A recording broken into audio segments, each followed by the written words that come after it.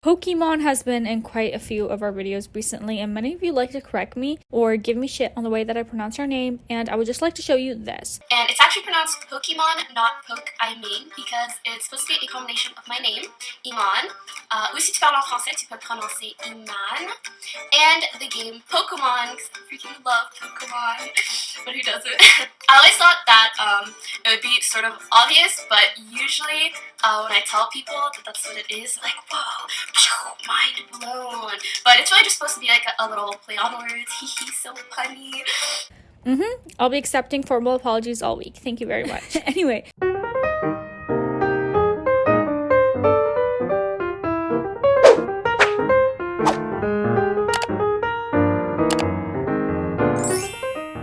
Hey guys, welcome back to the Hot Tea channel where we spill tea left, right, and everywhere in between. In today's video, we're going to be covering the strange and suspicious Taylor Holder drama, Pokemon and Gideon becoming besties, Trisha Paytas almost getting arrested on her honeymoon. Anyway, before we get into everything, don't forget to like and subscribe to the Hot Tea channel, and head over to the Hot Tea Twitter account where you can follow and send us any tea or topics that you would like to hear about. Alright, let's spill. So the Pokemon and Gideon drama has taken a surprising turn this week, with Pokemon and Gideon becoming friends. It looks like it is happily ever after for these two, as they both recently posted an Instagram story together sharing some chicken sandwiches. We covered a lot of the drama between these two. If you missed any of it, don't forget to check those videos out to get caught up. But in the end, honestly, the main problem was no longer with the original offender Gideon, but rather with the audience and support that he was gaining from people like Keemstar. I had mentioned in one of the last videos where we covered Gideon that he posted back when this started, saying that he hoped to become a better person from this and grow, while some others just continued on their streak of offense and misogyny. Seeing that Pokey has met up with Gideon and hung out, I bet the drama was at least acknowledged, and I would also bet that Gideon got the opportunity to apologize in person, and I'm really happy about that. And of course, Keemstar had to say something negative about the situation, because God forbid anyone grows or learns from mistakes and veers off the path of dickheadery. Keem posted on Twitter saying that Gideon is a quote tier 3 sub, and that they quote lost another one, and shared other people's posts poking fun at Gideon for this new friendship.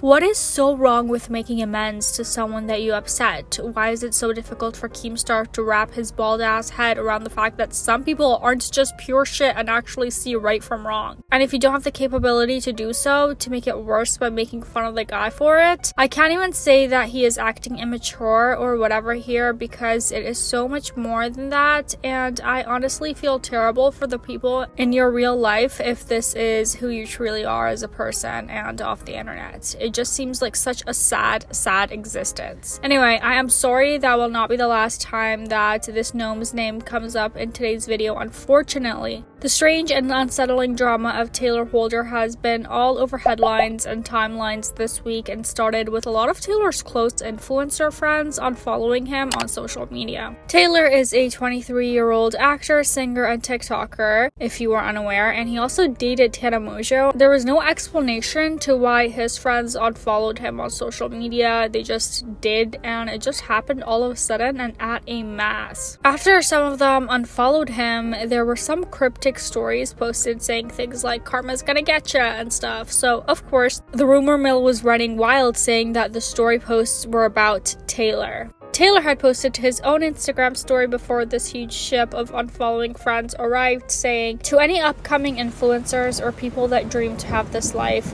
please know it's really not what you think it is at all. Having millions of followers at millions of dollars is cool, but please don't let that blind you. I have been one of the most successful people in this space, and it has truly made me the lowest I've ever been in my life. It's fucked up everything. It's affected my relationship with my family, it's affected my friendships, and it's mentally put me in a place I never thought I ever would be in my life. I feel like a robot. I'm doing everything in my life I could have ever dreamed of and still feel so empty. I've completely lost myself trying to find something that I thought was so amazing. And for anyone I'm talking to out there that feels the same way, please reach out to me, because you're not alone. I would love to pray for you guys." Someone posted a full list of the friends and influencers who had unfollowed Taylor, and that list includes the Mean twins, Bryce Hall, Lauren Gray, Lorraine, Charlie Jordan, and Olivia Ponte. happen. There was some speculation amongst the internet that this could have been a publicity stunt, as Taylor does have new music coming out, but this theory doesn't have a lot of legs, and there's plenty of other stuff that points in a different direction. Taylor actually went on the BFFs podcast to clear everything up, but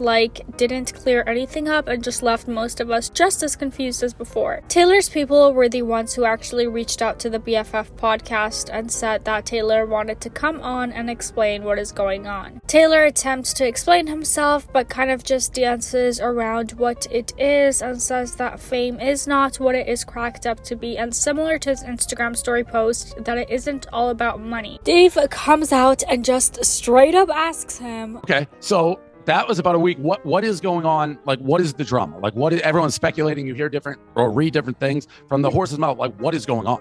We're all on the internet, man. We see how everything works.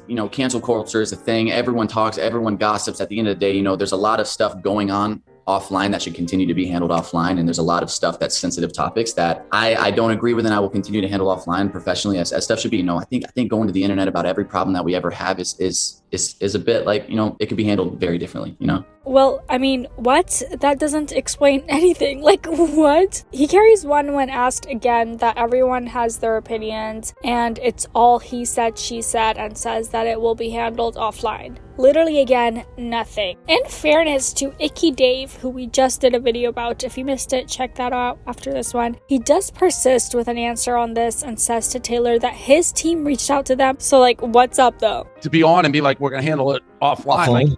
As of 10 p.m., 10:30 last night, I was going to sleep. And Kareem's hey, Taylor Holder's people reached out. They wanted to come to clear shit up. But you're just saying handle offline. So I was here to answer any questions that you guys had. Come forward. Everyone's why has nothing been said? Why is Taylor not spoken up? Why is nothing? So I'm here to just speak up and answer any questions that anyone does have. If there is no questions or anything like that going on, then I will continue to handle what I do know offline. Dave says what we've all been wondering and what the speculation mainly is right now, and that's that there's going to be alleged SA allegations coming out against Taylor. Taylor retorts saying that again, everyone has their side to the story and that he does not take this lightly, and that if this is something that's serious, we shouldn't be running online to talk about it, handling it professionally offline. Okay, but what are you talking about though? It's almost laughable how he just dodges the whole point, and it begs the question of why go on the podcast to begin with. I have a theory on that, but I'll get to that in just a minute. Dave and his podcast team seem super confused and all kind of thought that Taylor would be explaining his side, but Taylor says that he was under the impression that they had questions for him, and they did though, right? They asked, what the fuck is happening? And Taylor just kind of said, oh, well, he said, she said. But he said, she said, what? What did they say? Taylor says that if it's something serious, something sexual, then it should be handled offline and not be taken to the internet. And I'll be honest with you guys, hopefully it isn't that. But if it isn't, he's not doing a great job of handling it, because it's kind of super sus and really weird that he would phrase everything that way. The BFF podcast team said that it was strange for Taylor's PR team to reach out to them to do the show if Taylor really had nothing to say. And Taylor says that there must have been miscommunication there, as he was under the impression that it was a shared opportunity. The whole thing is just left very confusing. But I will play this clip real quick. What are the stories you're hearing? You know how it is. Dave, people have tried to cancel you. You know how it is, man. It's an ongoing thing always. I don't disagree with that, but I'm pretty direct with I'll say exact. I don't know what happened kind of thing. Yeah, don't you think it's gonna come out? That's what I'm saying. Is a lot has been said that nothing has been said online yet. So that's why I'm saying I'm going to continue to handle everything professionally and offline until further notice. Do you think that'll be able to happen though? Do you think you're going to be able to keep it all offline, or do you think people are going to come online and start saying shit? I believe that we can, and it would definitely be the best thing for everybody, for sure. Okay. Great points. Is it even really possible to keep it all offline? And if Taylor's goal was to get ahead of the story, whatever that may be, shouldn't he have offered a little more in the ways of explanation? But my theory as to why Taylor or his team may have chosen the BFFs podcast to go on is because of Dave and his tendencies to offer a somewhat safe place and warm shoulder for alleged offenders. You'll notice at the start of that little clip, Taylor softens up the most when mentioning cancel culture and that people have tried to cancel Dave numerous times.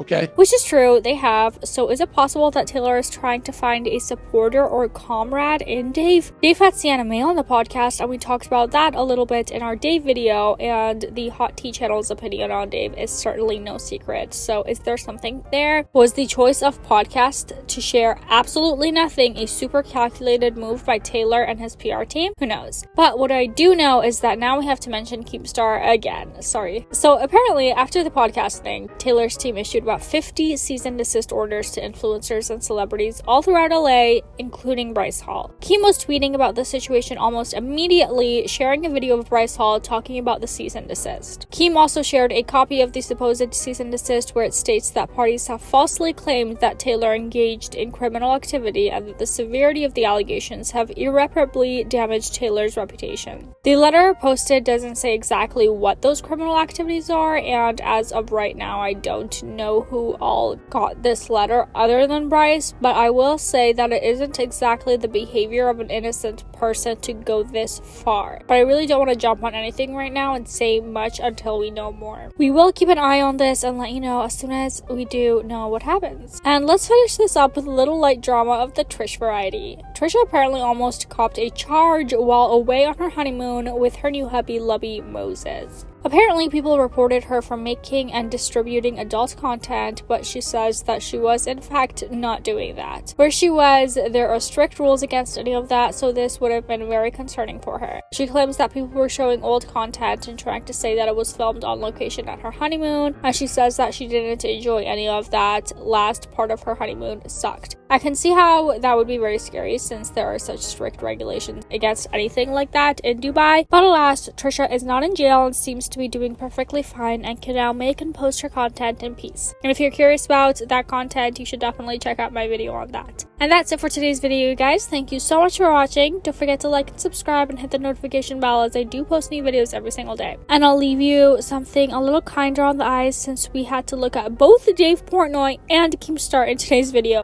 Okay. So enjoy some extra cutie cuteness to wrap up.